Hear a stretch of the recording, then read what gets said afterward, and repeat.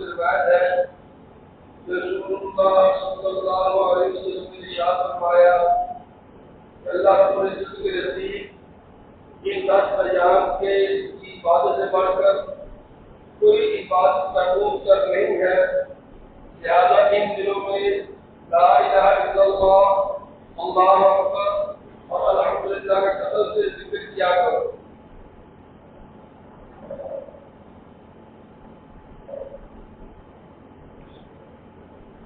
صلی اللہ رسول اللہ بعد حدیث مبارکہ سننے کی جو 10 ایام ہیں، ان میں اللہ تعالیٰ کو نیکی بہت زیادہ محبوب ہے۔ 10 ایام قسم دکھائی والفجر ولیال عشر، اور قولی عبادات میں سب سے افضل تکبیرات ہیں ان ایام میں، کیونکہ تکبیر توحید کو بتاتی ہے، اور ان ایام کا حضرت ابراہیم صلی اللہ علیہ وسلم کے ساتھ خاص تعلق ہے، اور ابراہیم صلی اللہ علیہ وسلم پر جو اتنے مجاہدات آئے، آگ میں ڈالے گئے، گھر سے نکالے گئے، وہ توحید کی وجہ سے، ان کی توحید کی ان صلاتی و نسکی و محیای و ممات اللہ رب العالمین۔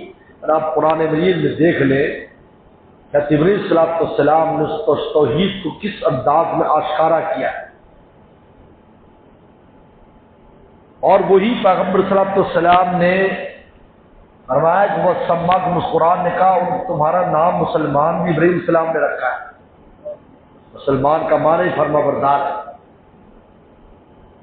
تو چونکہ یہ ایام حضرت ابراہیم السلام کی قربانی کو بتاتے ہیں، ان کی اولاد کی قربانی کو بتاتے ہیں، اور حج کا عظیم الشان عمل جو آج حج ہوتی ہے، وہ ابراہیم صلی اللہ علیہ وسلم کو جبریل صلی اللہ علیہ وسلم نے وہ حج کرائی تھی، پھر پیغمبر السلام نے اس کو کیا، اور اس میں جن چیزوں کا اضافہ کرنا تھا وہ اضافہ فرمایا، بلکہ آپ نے جگہ جگہ فرمایا۔ آپ نے جب میدان عرفات میں صحابہ تھے، فرمایا انکم علی ارث ابیکم ابراہیم، تم ابراہیم السلام کی وراثت کی جگہ پر ہی کھڑے ہو۔ یہی وہ جگہ تھی جو ابراہیم السلام نے قیام فرمایا۔ جمرات کنکر مارتے ہیں ابراہیم السلام کی یاد میں، قربانی، ساری چیز۔ ارینا مناسکنا، اللہ ہمیں حج بتائیں، تو جبریل السلام نے پورا حج کروایا، ابراہیم السلام کو پورا حج کروایا۔ جس طرح پیغمبر السلام کو پوری نمازیں پڑھائیں جبریل السلام، جب معراج سے آئے تو اگلے دن زور سے شروع کی، کیونکہ فجر میں تو آپ واپس آئے تھے، آرام فرمایا، ظہر سے جبریل السلام آ گئے اگلی فجر تک، بلکہ 2 دن نمازیں پڑھی، ایک دن شروع وقت میں جہاں فرمایا یہ سارا وقت نماز کا ہے، یہ فرمایا ابراہیم صلی اللہ علیہ وسلم نے حج کر۔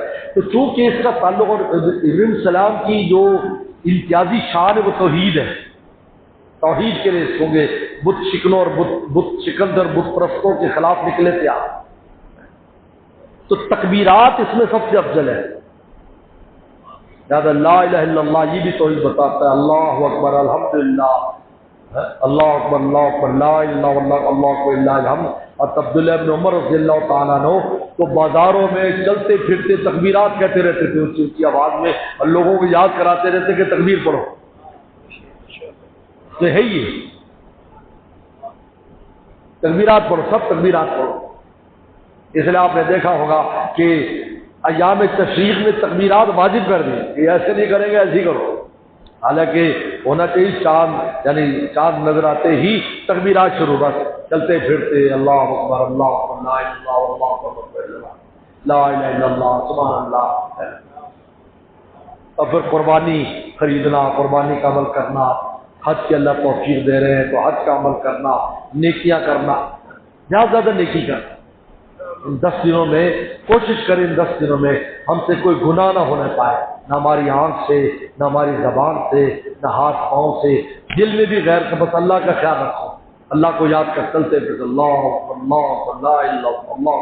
بہت قیمتی ایام ہے زندگی میں، سال میں، سال کے بعد آتے ہیں زندگی، اور سال آنا تو آسان کام نہیں ہے۔ کتنے ہمارے ساتھ کے لوگ ہوتے ہیں، کن کن حالات سے پہنچتے ہیں، اس لیے اس کی قدر کریں ان 10 دنوں کی. قریب انشاءاللہ آ رہے ہیں، آہستہ آہستہ آ رہے ہیں. اگلے جمعے کے بعد ہم اس میں داخل ہو جائیں گے. سپر والا جو جمعہ ہوگا وہ انہی 10 ایام میں ہوگا. اس سے تکبیرات، تلاوت، ذکر، صدقہ، خیرات، یعنی جس ہر طرح کی نفلی نیکی کی کوشش کریں، ہر نیکی میں اپنا حصہ ملائیں. اور اللہ تعالیٰ کو سب زیادہ محبوب ہے. اور یاد رکھو جہاں عمل محبوب ہوتا ہے تو عامل بھی محبوب ہوتا ہے. یاد رکھو یہ قاعدہ ہے. جہاں فلانا عمل محبوب ہے تو آپ کرنے والے بھی محبوب ہو، عمل کے ساتھ عامل بھی محبوب ہو.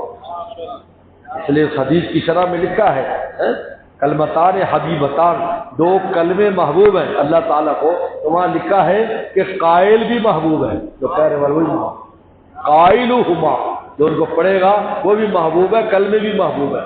تو جب ان 10 ایام میں اللہ کو نیکی سب زیادہ محبوب ہے تو نیکی کرنے والے بھی محبوب ہیں. دیکھو یہی وہ چیزیں ہیں، یہ وہ بہانے ہیں جس سے ہم اللہ کے پیارے ہو جائیں.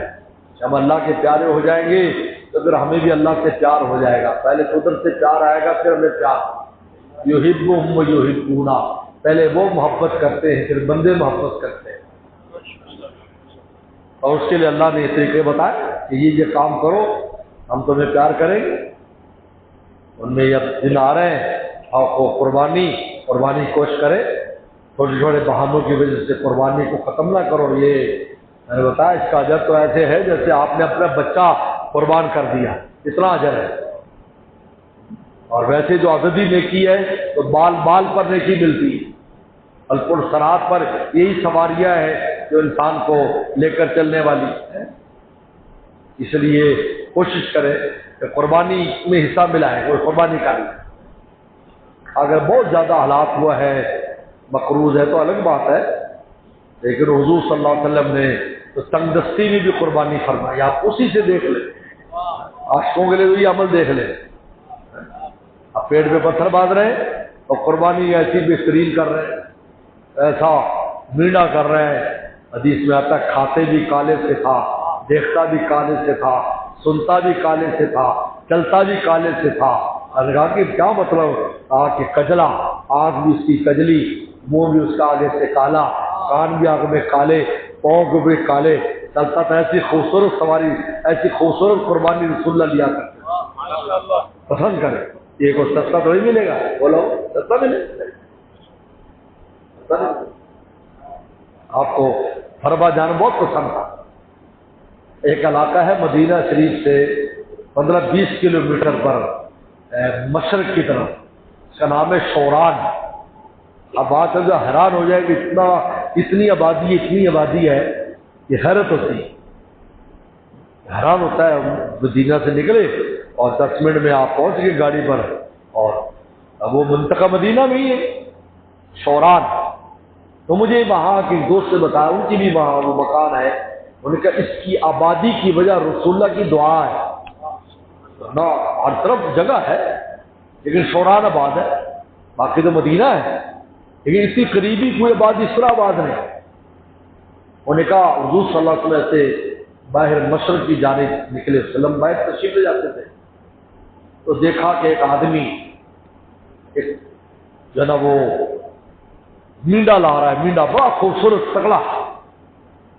تو بہت آپ کو پیارا لگا اور آپ نے جانور کو پیار کے پوچھا بھائی یہ کہاں ہے، اس جانور کہاں سے لا رہا ہے؟